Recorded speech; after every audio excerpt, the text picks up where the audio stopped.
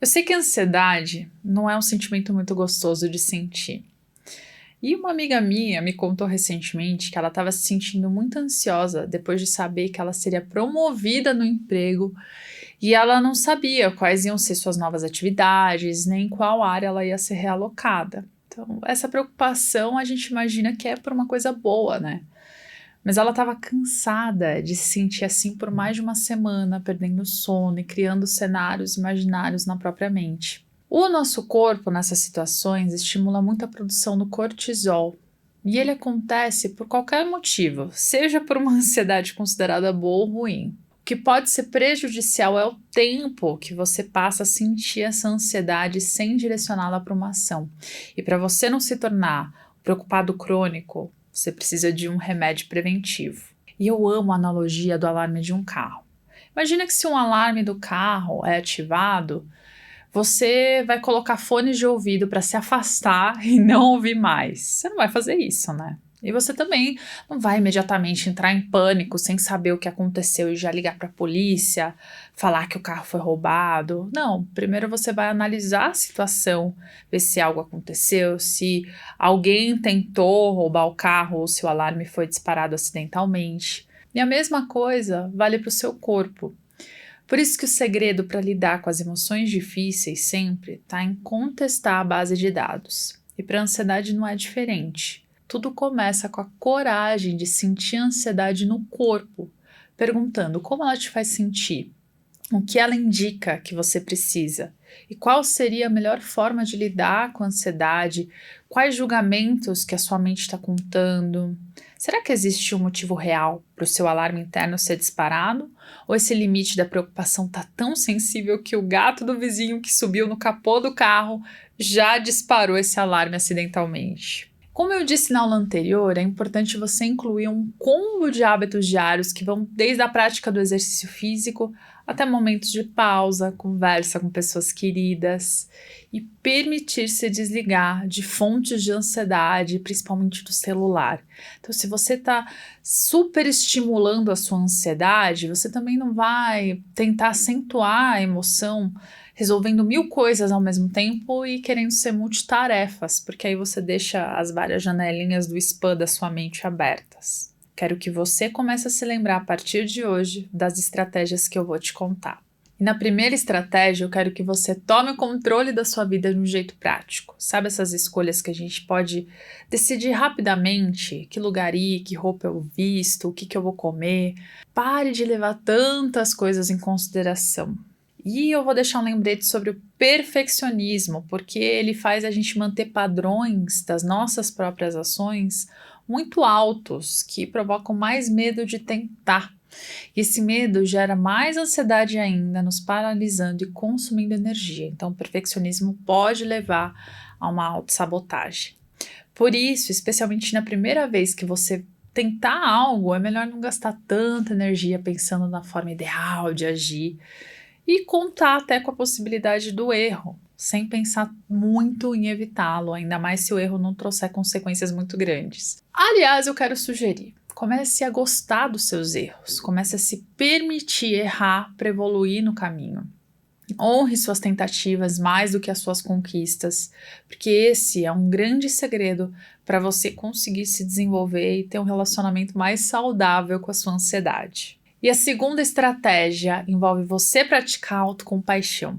Imagina se você tivesse um amigo que ficasse o tempo todo te lembrando dos seus erros e de como você poderia fazer as coisas de um jeito melhor para ter mais aprovação dos outros. Eu aposto que você se cansaria dele ou até pararia de falar com ele o tempo inteiro, né? Só que muita gente acaba fazendo isso consigo mesma, talvez você faça isso com você, e adota um diálogo interno bastante cruel e pouco compassivo. Isso eleva os níveis de ansiedade porque a pessoa que se sente toda hora imperfeita, incapaz de atingir os próprios objetivos, acaba também se sentindo impotente sobre as suas próprias ações. E por isso eu quero que você comece a falar consigo como se fosse seu melhor amigo, abraçando suas tentativas, honrando a sua história e a história daqueles que vieram antes de você, porque isso vai começar a contribuir para uma mudança de um diálogo mais amoroso.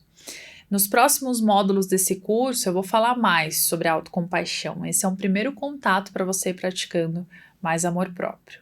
E algo que eu defendo muito é ter uma vida alinhada aos seus valores. Porque quando você faz algo pensando em fazer um bem maior, seja para outras pessoas ou até para futuras gerações, isso te dá mais motivação, mais coragem e ajuda a reduzir a ansiedade. Fazer trabalhos voluntários ou sentir que o seu trabalho faz diferença para outras pessoas traz benefícios também para a sua saúde. Esse sentir-se importante importa. E além disso, ter a certeza de que você está agindo em coerência com seus valores também te dá mais paz de espírito e mais calma.